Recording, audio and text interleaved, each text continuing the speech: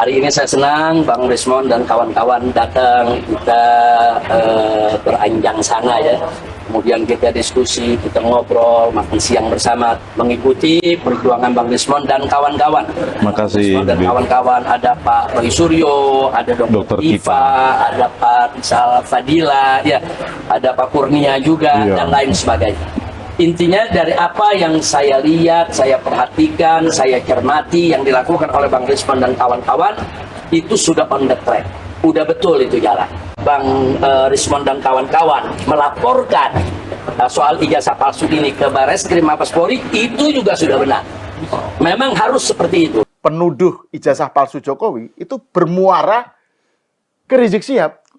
Terus salah satu poinnya itu adalah Rizik pengen menambahkan lagi usulan tentang adili Jokowi. Ini orang juga nggak kapok-kapoknya. Ya. Jadi memang sudah ketakutan. Jadi saya lihat si siapa? Sanipar ya siapa? Rismon Sianipar ya. Sampai itu berpegangan tangan. Oh iya, takut. Takut. Dia belum pernah pengalaman masuk penjara, itu masalahnya. Belum pengalaman. Rismon Sianipar bersama dengan Jenderal Sunarko. Oh, datang ya? Iya, Jenderal mengunjungi sowan ke markasnya Habib Rizik di Petamburan. Hari ini saya senang Bang Rismon dan kawan-kawan datang, kita beranjang sana ya. Kemudian kita diskusi, kita ngobrol, makan siang bersama. Terima kasih Bang Rismon. Terima kasih Habib. Nah, adapun yang ditanyakan tadi, saya selama ini terus mengikuti perjuangan Bang Rismon dan kawan-kawan. Makasih. Dan kawan-kawan, ada Pak Roy Suryo, ada Dr. Iva, ada Pak Rizal Fadila, ya, ada Pak Kurnia juga, dan lain sebagainya. Intinya dari apa yang saya lihat, saya perhatikan, saya cermati yang dilakukan oleh Bang Rismon dan kawan-kawan, itu sudah on the track, udah betul itu jalan. Bang Rismon dan kawan-kawan melaporkan soal ijazah palsu ini ke Barreskrim Mabes Polri, itu juga sudah benar. Memang harus seperti itu. Jadi ini gerakan pemakzulan Gibran dengan gerakan pemfitnah, penuduh ijazah palsu Jokowi itu bermuara ke Rizik Syihab. Terus salah satu poinnya itu adalah Rizik pengen menambahkan lagi usulan tentang adili Jokowi. Jadi ini sudah ceto welo-welo ini anunya ini. Jadi bayangin itu. Jadi adili Jokowi katanya. Katanya tuh memang yang 8 poin itu, Kanjeng Norman, 8 poin forum Purnawirawan TNI kan ada 8 poin tuntutan itu. Tadinya 9 katanya. Kalau saya mengikuti bocor alus ya. 9 masukan dari belum enggak, maksudnya tadinya 9 terus dicoret. Yang nomor 9 itu adalah adili Jokowi. Jadi yang nomor 8 itu pemakzulan Gibran harus diganti. Yang 9 adili Jokowi. Nah, yang 9 itu dicoret katanya. Terus tapi oleh Rizik Syihab dimasukkan lagi adili Jokowi. Nah, saya pengen denger nih komentar Kanjeng Norman. Pripun? Ya, kalau saya melihat ya, kena suasana seperti ini, kenapa Jokowi sudah melapor ke polisi, ya, sampai yang namanya pengacara mereka pun juga gerah, sampai mengatakan kalau bisa dicabutlah laporan itu, karena mereka tahu apa sanksinya itu nanti. Sanksi yang terjadi di kelompok ini, orang-orang yang membuat isu pembusukan. Nah, jadi kalau dia datang ke Habib Rizik itu memang jaringannya. Ya. Jadi seharusnya Pak Habib Rizik ini ngasih advis. Nanti kalau kamu ditahanan, ya kan, harus begini. Habib Rizik juga pernah ditahan ini masalahnya. Iya kan? Iya, betul. Pernah ditahan. Ini orang juga nggak kapok-kapoknya. Ya. Jadi memang sudah ketakutan. Jadi saya lihat si siapa? Sanipar ya siapa? Rismon Sianipar ya. Sampai itu berpegangan tangan. Oh iya, takut. Takut. Dia belum pernah pengalaman masuk penjara, itu masalahnya. Belum pengalaman. Ya. Termasuk juga yang lain. Ya, kalau kita lihat si siapa? Si Egy udah pengalaman. Begitu dia Roy Suryo udah. Sudah. Egy ceritakan, dia ngomong, saya baru masuk 40 hari aja saya nangis Bombay di situ. Begitu tidak enaknya di penjara. Ya, ya. Nah, jadi minta perlindungan. Ya, dia pikir Habib Rizik punya gigi, punya power. Di mata kita nggak ada powernya lagi. Apalagi organisasinya. Oh, itu udah organisasi terlarang. Ya. Yang dia membantu adalah Wahabi, HTI. Jadi pandangan saya, ya sudah nggak apa-apa kok. Dia sowan kemana aja nggak apa-apa. Ada yang komentar gini, Mas Norman. Ini calon narapidana sowan minta advice dari mantan narapidana. jadi itu. Tapi kan ini sebenarnya bukan hanya soal. Ini nyata loh kalau Rizik masuk penjara berkali-kali nyata. Iya, iya, memang ya. Belum ada kasusnya masih ngegantung masalah cewek. Habib Rizik nih. Ya, ya, ya. Tunggu aja, kita tunggu aja. Bikin ulai kena lagi dia. Ya kan. Nah, terus juga selain Rismon Sianipar itu kan ada juga Jenderal Sunarko ya. Ini kan salah satu yang terlibat dalam forum petisi, ikut dalam forum Purnawirawan TNI itu kan.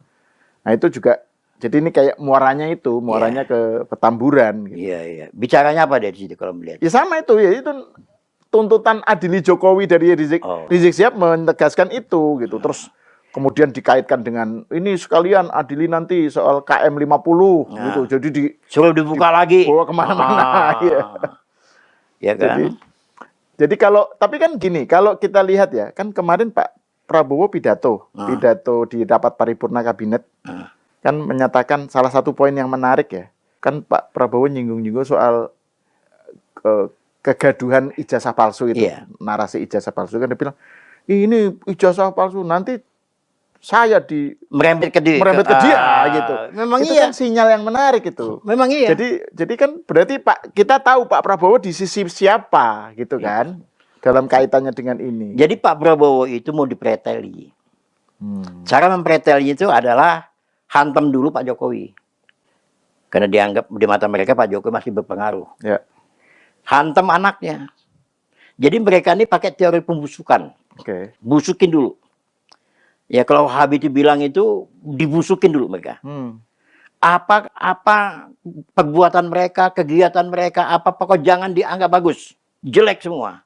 Makanya PK punya jaringan, ada jaringan podcastnya. Saya tahu podcastnya itu Rifki Harun. Nah, itu podcastnya. Terus Rimol. Saya pantau itu. Abraham Samad gitu ya. Abraham Samad. Terus satu lagi tuh si siapa yang Rocky Gerung. Iya, siapa lupa saya. Betul. Itu coba lihat. Jadi kalau mau mantap kegiatan mereka di podcastnya kita lihat. Ya mereka ke situ aja, larinya ke situ lagi. Apalagi saya Didu itu. Nah sekarang lagi bikin lagi. Saya Didu juga ikut itu di yang pertemuan dengan Rizik Sihab itu datang dia. Memang sekali dua uang di situ. Reunian, ya kan? Ya. Itu yang saya ini. Jadi nggak apa-apa. Bagi saya. Maaf ngomong ya, bagi relawan-relawannya Jokowi itu udah nggak dianggap yang gitu-gituan. Ya kan? Udahlah, kita tahu. Kenapa? Kita dulu berhadapan dengan mereka semua. Berhadapan terutama dengan Habib Rizik. Dengan FPI-nya.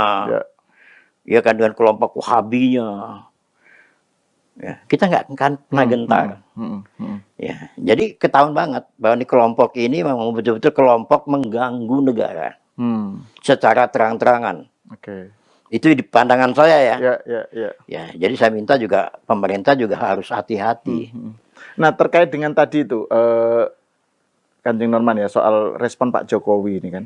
Ini kan Pak Jokowi beberapa hari lalu menyatakan kan, ijazah saya ini bukan objek penelitian ilmiah kan. Mereka ini selalu dalihnya kan ini penelitian ilmiah gitu kan. Saya dihinakan sehina-hinanya, direndahkan serendah-rendahnya. Itu kan ekspresi kemarahan orang Solo ya. Betul. Marahnya tuh seperti itu. Nah, Mas Norman, Kanjeng Norman ini kan ngikuti Pak Jokowi sejak beliau nyalon gubernur ya, Jakarta. Jadi udah cukup lama. Ya Anda tahu lah mungkin ya kedekatan saya dengan Pak Jokowi. Nah, itu gimana Anda melihat respon Pak Jokowi yang semacam itu ya belakangan. Jadi bukan hanya membawa ke ranah hukum, bukan hanya membawa ke polisi, ini juga udah kita bahas sebelumnya. Ini belum pernah ada presidennya gitu ya. Pak Jokowi belum pernah melakukan hal itu. Yang kedua, ekspresi kemarahannya itu loh. Itu gimana Anda? Kalau ini udah keterlaluan. Jadi mereka ini menusuk hati sanubari langsung ke Pak Jokowi dan keluarganya. Jahatnya itu di situ. Ya. Pak Jokowi ini diam. Tapi kalau digituin pun juga, jangankan Pak Jokowi, relawannya pun juga nangis. Nangis dibuatnya, saya aja. Oh, berkali-kali nangis. Kok Bapak nggak ngelawan?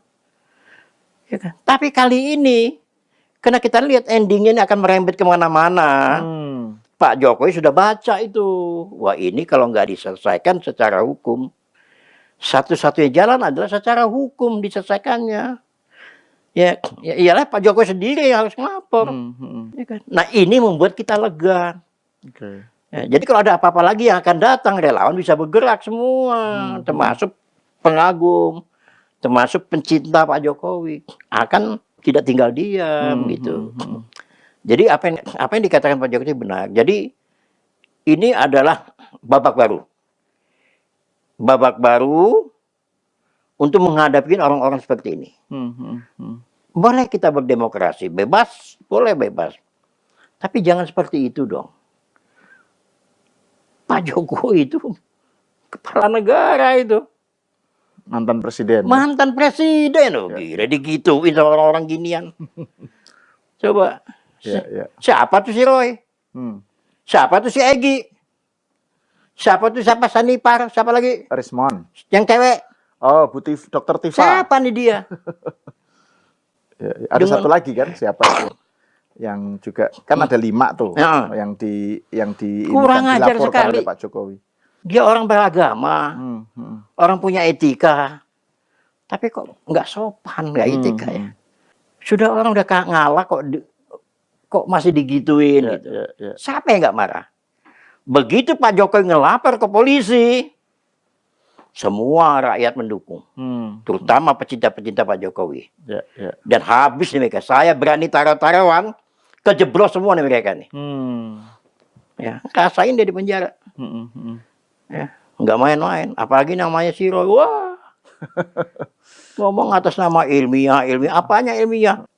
Yang diteliti itu adalah ijazah melalui internet. Gimana mau ijazah melalui internet dibahas? Enggak, ini Kanjeng Norman ini pakai istilah yang sangat orang lama banget, internet. Iya. Kalau zaman dulu kan internet itu disebutnya internet. Iya, udah internet lah. Itu. Itu dibahas sama mereka. Mengucapkan ahli-ahli apa? Mereka ahli semua. Iya. Pokoknya ditelisik. Ditelisik, akhirnya nyerempet. Kenapa Jokowi sudah dibenci oleh mereka itu ya? Disusup-susupin terus. Ini yang terjadi. Nah itu.